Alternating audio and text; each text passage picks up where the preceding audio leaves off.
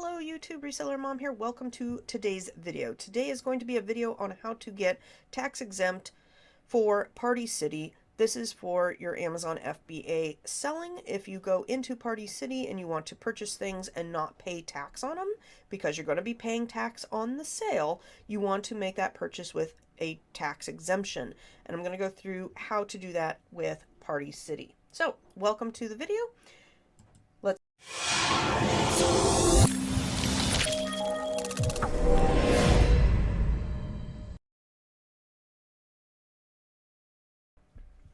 Like any other reselling sites, you're going to need to have your reseller certificate to do any reselling with any business. They're going to want to see your reseller certificate. If you don't know what that is, it is issued by your state, so it's state specific. Mine is Washington State, so I needed to go to Washington State, set up my business, get a reseller certificate. It's issued every 2 or 3 years, and I think it cost me $200. I do have reseller certificates in other states, but Washington is the one I'm most familiar with, and you're going to need to have that on hand before you even try to get exempt with any businesses, because they're going to need the numbers off of that. You're going to be issued a number. That's the number and information we're going to be putting into the forms. So next things, go to partycity.com and create a free account. You're going to need a login and a password. Then you're going to go to My Account, and just under here, you need to set up your address before we can get into tax exempt. So set up the basics, your name, your address, your login, etc. Make sure to save your login. I use LastPass to handle all that and keep everything nice and tidy for all of the different places I shop on, which is a lot. Setting up my address, and then go over to tax exempt. Once you are here, you're going to hit add a new certificate. Then we start the forms. The forms are pretty easy, but there were some that I was like, what's going on here? This one is pretty straightforward. Your name and address. I do put my real address. Sometimes that results in a lot of mail. You know, they're going to send you coupons and their log books, catalog books and stuff. Phone number is sometimes helpful to have linked up with the store, because then when you're at the store, you can punch in your phone number to link up your discounts and coupons, etc. with the account and associate the purchases.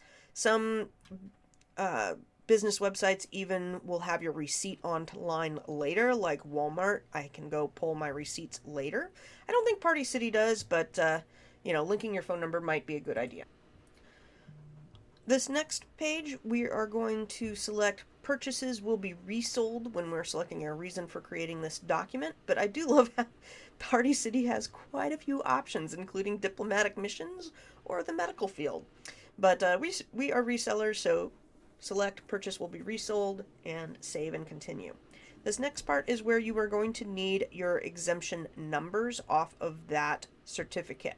First part here is this a blanket certificate covering multiple purchases or a single purchase certificate? If you're doing a one-time thing for work or PTA or something, then you can select single purchase, but we're doing multiple purchases, or hopefully we're doing multiple purchases.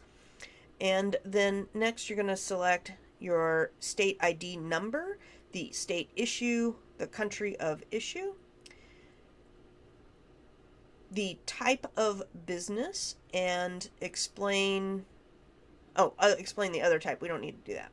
And reason for exemption again. It was, like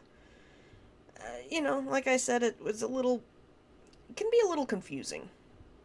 Alright, so this is a blanket certificate. This is how I filled mine out. Blanket certificate covering multiple purchases.